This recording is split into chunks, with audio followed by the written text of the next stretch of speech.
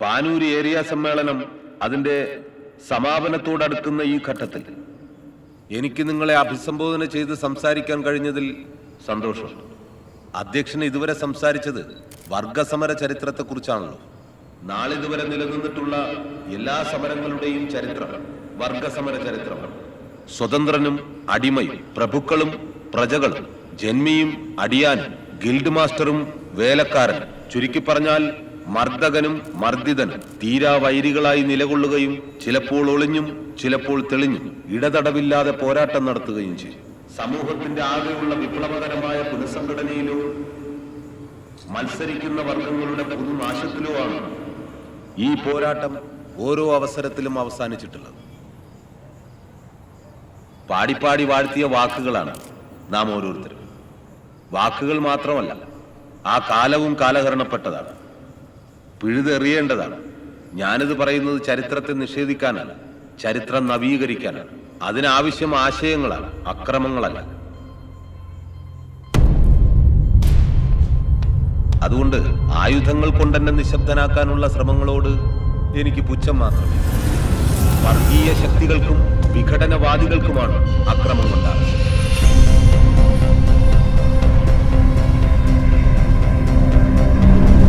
നിങ്ങൾക്കറിയാലോ, അങ്ങനെ പിപ്പിടി കാട്ടിയാലെന്നും ഭയന്നു പോകുന്നവരല്ല ഞങ്ങൾ കമ്മ്യൂണിസ്റ്റുകാർ.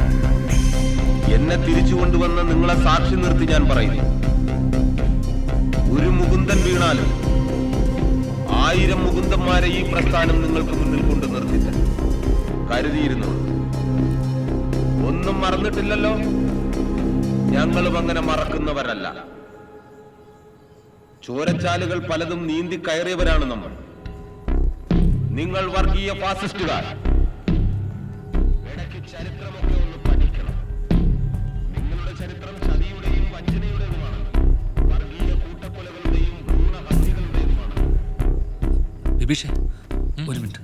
എന്നാ ഇതാരെന്ന് നിങ്ങൾക്കറിയാം? എടാ, ഇത് നമ്മളെ രഘുസഖാവല്ലേ, ഈർത്ത തൊഴിലാളി യൂണിയന്റെ നേതാവാ, ഗോപിനാഥന്റെ വലങ്കൈ. എന്തേനു അങ്ങനെ പുരോഗമന ആശയങ്ങളെ എന്താടാ? ഒന്നുമില്ല ഭയ. അതിന് ഈ പ്രസ്ഥാനം എന്നും ഇവിടെ ഉണ്ടാവും. ഈ പ്രസ്ഥാനത്തിന്റെ ശരിയും തെറ്റുമാണ് നമ്മുടെ ശരിയും. വ്യക്തിപരമായി ഞാൻ അടക്കമുള്ളവർക്ക് ശരിയും തെറ്റുകളും ഞാൻ കൂടുതൽ ദീർഘിപ്പിക്കുന്നില്ല. സമ്മേളനം വിജയകരമാക്കിയ എല്ലാവർക്കും എന്റെ നന്ദി.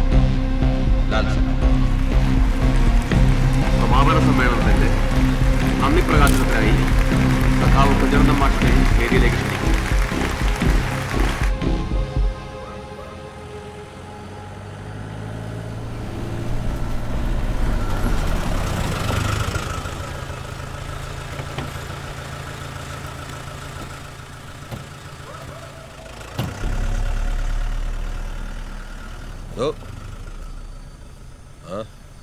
ഒരുപാട് ലേറ്റായല്ലേ?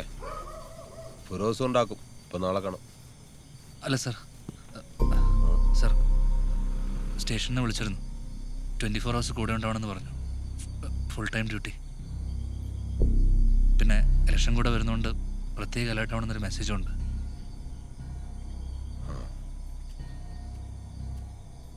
ഫിറോസേ, ഓഫീസ് റൂം ഒന്ന് സെറ്റ് ചെയ്തേക്ക്. ഇന്ന് തൊട്ട് ദാസും ഉണ്ടാവും. ശരി.